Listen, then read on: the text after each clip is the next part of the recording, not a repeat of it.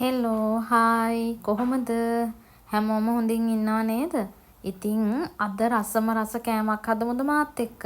අද උදේට මම ලැවරිය හදාගත්තා. ඉතින් මට හිතුණා මම ලැවරිය හදන විදිහ ඔයාලත් එක්ක ෂෙයා කරගන්න ඕන කියලා. අපි බලමුකෝ කොහොමද මේ ලැවරිය හදාගන්නේ කියලා. අපිට මේක හදන්න ඕන කරන දේවල් තමයි ඉන්දියාප්ප පිටි, සීනි, එතකොට එනසාල් ඇට දෙක තුනක්, ලුණු චුට්ටක්, ඒ වගේම ගාගත්ත පොල් ටිකක්. මුලින්ම මම පොල් පැණි එක හදා ගන්නවා. මම මේකට භාජනයක් ලිපේ තියලා ඒකට සීනි හැඳි දෙක තුනක් දාලා වතුර නොදා මේක මෙහෙමම රත් වෙලා අර සීනි ටික හොඳට කළු වෙලා උණු වෙනකන් තියා ගන්නවා. දැන් මම මේකට මේ වගේ ලස්සන පාටක් එනකොට මේකට උණු වතුර එකතු කර ගන්නවා.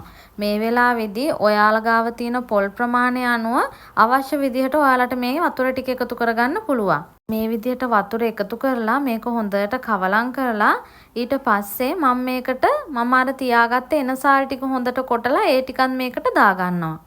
එනසාල් ටිකක් දාලා චූටි වෙලාවක් තියලා ඊට පස්සේ මම මේකට ලුණු චුට්ටක් එකතු කරලා ඊට පස්සේ දැන් මේකට අපි සීනි හැඳි 3යිනේ දාගත්තේ. මේකේ සීනි රස මදිනේ. ඉතින් මම දැන් මේකට තව සීනි එකතු කරගන්නවා. මේ වෙලාවේදී ඔයාලා ගොඩාක් පැණි රසට කැමති නම් සීනි ටිකක් වැඩියෙන් එකතු කරගන්නත් පුළුවන්. දැන් මේ විදිහට දාගත්ත සීනි ටික හොඳට දිය වෙනකන් අපි මේක හැඳි ගා ගන්නවා. පැණි ටික හොඳට උණු වුණාම මේකට මේ විදිහට පොල් ටිකත් එකතු කරලා ඊට පස්සේ මේක ටික වෙලාවක් හොඳට හැඳි ගාලා මේ පොල් ටික හොඳට තැම්බෙනකන් තියලා ඊට පස්සේ මම මේක ලිපෙන් බා ගන්නවා.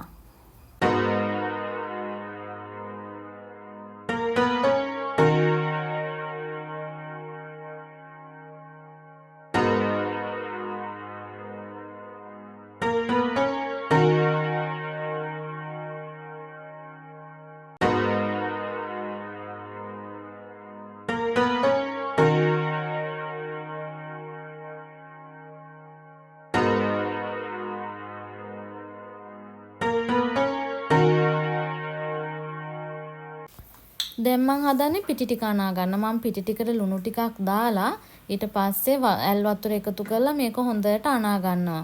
මේක අනනකොට හැබැයි වතුර වැඩි කරගන්න නම් හොඳ නෑ. මොකද එහෙම වුණොත් මේ ලැවරිය ලස්සනට එන්නේ නෑ.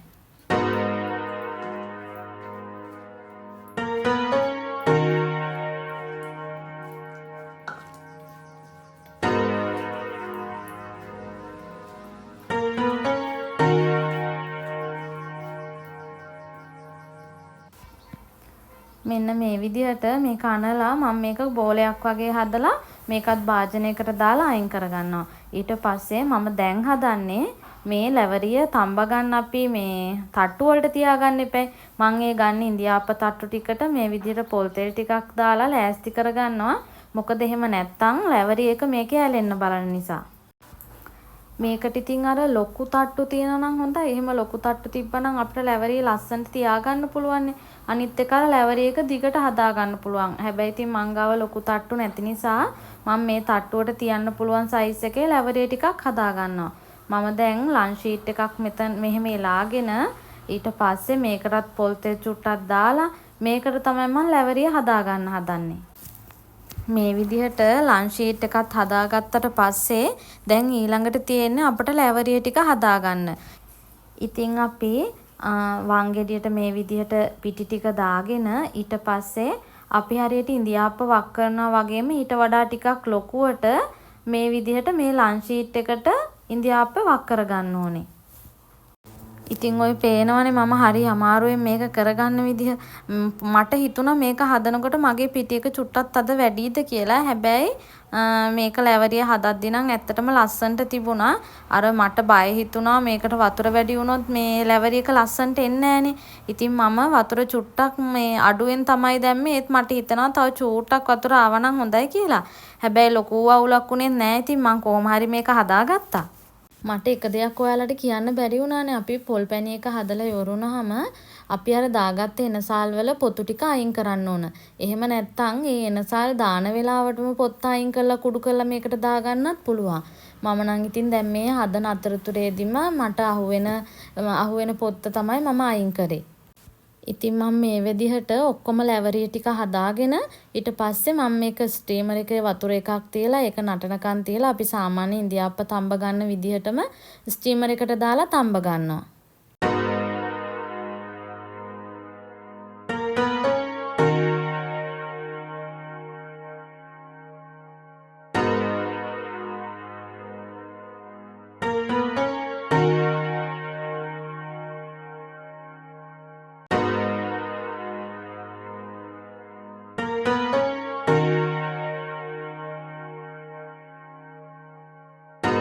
ඔන්න විනාඩි 15ක් විතර යනකොට මගේ ලැවරි ටික හොඳට තැම්බිලා තිබ්බා. දැන් මම මේක රයිස් කුකර් එකෙන් බාගෙන ඊට පස්සේ දැන් මේ ලැවරි එක කන්න මම හොඳ තේ එකක් හදාගන්න තමයි යන්නේ.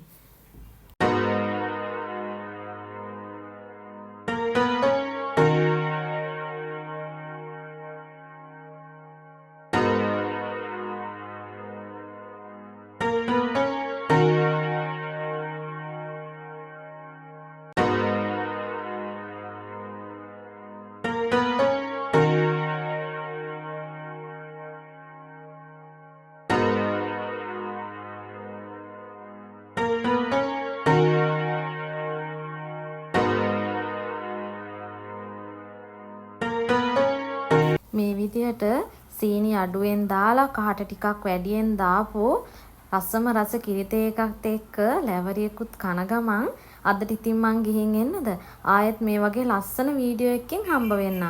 ඉතින් මගේ අද මේ වීඩියෝ එක ලස්සනයි නම් ඔයාලා ඒකට කැමති නම් මගේ වීඩියෝ එකට ලයික් එකක් දාන්න, කමෙන්ට් එකක් දාන්න. ඒ වගේම මගේ channel එක subscribe කරන්නත් අමතක කරන්න එපා. ඉතින් එහෙනම් අදට ගිහින් එන්න. හැමෝටම සුබ දවසක්.